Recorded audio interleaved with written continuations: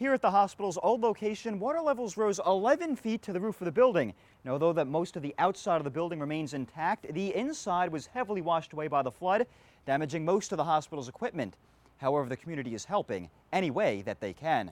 The memorial was established in 2011, and each piece has a significant meaning.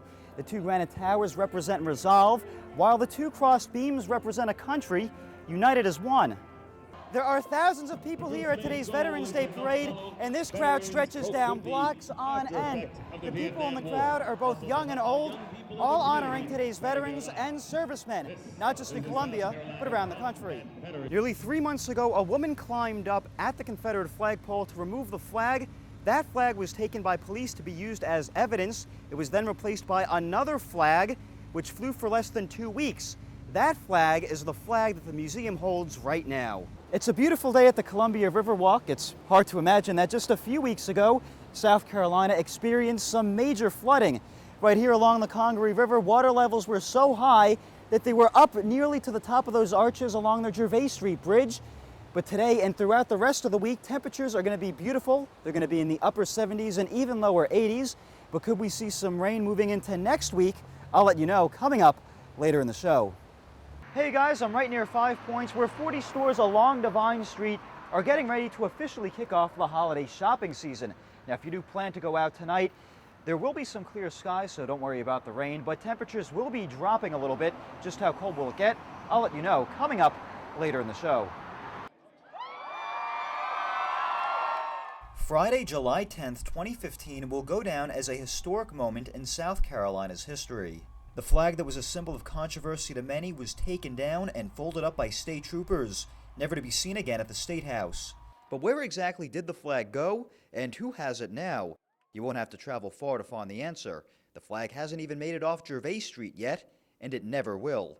That's because the flag's new home at the South Carolina Confederate Relic Room and Military Museum is less than a mile away from where it once flew. But if you were to ask Museum Director Alan Robertson to see the flag now, he would tell you. No, we're not bringing it out. At least for the time being. It's up to the museum to decide how exactly the flag will be displayed. Right now, the flag is under high security. It was locked up in our artifact storage area, which is secure, unalarmed, climate controlled, and an acid-free box. And there it has stayed. Has not moved from there since then. In fact, the flag has spent more time under the museum's watch than it did flying in front of the State House. There have actually been multiple flags that have flown in front of the building since 1962, but have been replaced due to weathering and other factors. Nearly 3 months ago, a woman climbed up at the Confederate flagpole to remove the flag. That flag was taken by police to be used as evidence. It was then replaced by another flag, which flew for less than 2 weeks. That flag is the flag that the museum holds right now. Yes, the flag that everyone saw come down on the 10th of July flew for less than 2 weeks, but that doesn't change the fact that it is still a Confederate flag. But regardless of how many days the flag flew at the State House, the museum still has to come up with a plan to display it. Robertson and his staff will work with a 9-person commission to decide exactly how the flag will be displayed. So far, 6 members have been appointed, and a plan has to be reached by January 1st. At the museum, there are no calls to action to take down the flag, no KKK rallies, and no Black Panther demonstrations. Only pieces that tell the history of South Carolina. And with patience, a new piece will officially be added, safe and protected, where it will remain forever and find its place in history. Jeremy Urso, Carolina News. United States Army. Private Kalen C. Johnson, United States Army. These are the names that sacrifice their lives on a regular basis, but names we do not think about as often as we should. On Friday, September 11th, they were remembered. Today, we remember. We remember those nearly 3,000 men and women and children lost in the attacks of September 11th. And they also remembered the 54 Midlands first responders that gave their lives since that day. The ceremony was held at the First Responders Memorial in Columbia. The memorial serves as a reminder to never forget the fallen. The memorial was established in 2011, and each piece has a significant meaning. The two granite towers represent resolve, while the two crossed beams represent a country united as one. And according to the memorial's founder, Daniel Hennigan, the South Carolina community came together as well.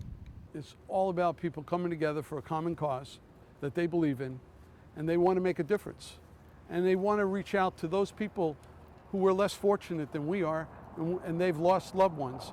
To close out the ceremony, a wreath was placed in honor of the 9/11 victims, the first responders, and those who lost loved ones in the military.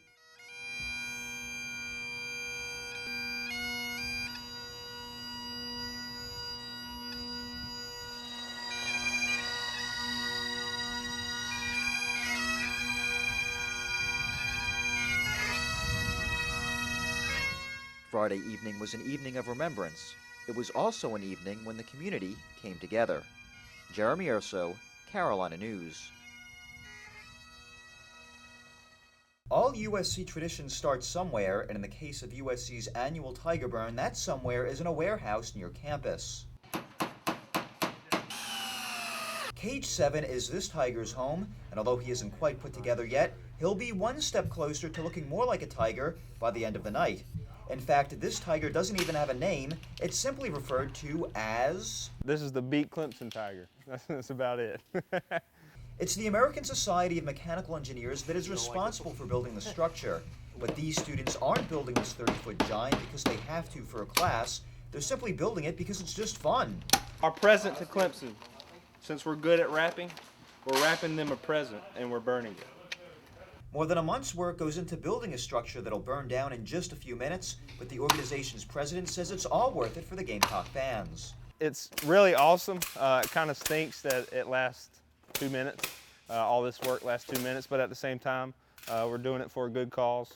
Try to get fans out there, and this is for rivalry week. Senior Cody Wilkins, who designed this year's Tiger back in October, says seeing the Tiger go up in flames creates a little bit of mixed feelings for him. It's kind of the ends, especially for us seniors. That's the last thing we'll do pretty much is light off the Tiger. So we see the ends right there and we're done. It's just like a relief, happiness seeing it go off right, and then the excitement just seeing it go in flames like that. It just takes a couple seconds and it's engulfed. So it's a whole bunch of mixed feelings at once. The Tiger isn't done yet, but with some teamwork by the ASME students, it'll be ready by Monday. Jeremy Urso, Carolina News.